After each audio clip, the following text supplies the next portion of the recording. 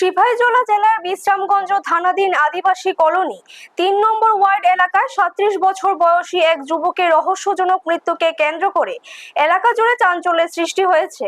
মৃতের নাম সন্তোষ দেববর্মা।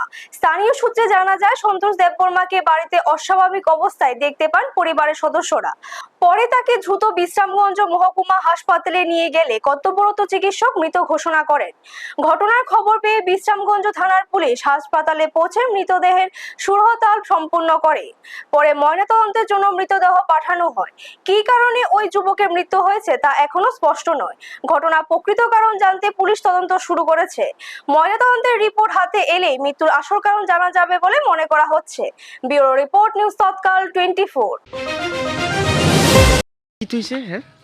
এই তো মানে কালকা তো মানে কেটাজন এসে জানে না মানে আমরা তো হ্যাঁ মানে জানে না এদিকে মানে আমরা তো নাই বাড়ি নাই টানি লগে মানে দূর আছে আমরা বাড়ি তো এদিকে নাথং বাজার দিকে তোমরা বাড়ি মানে সকালে না মানে খবর পাইছে। কি দিয়েছে সকালে?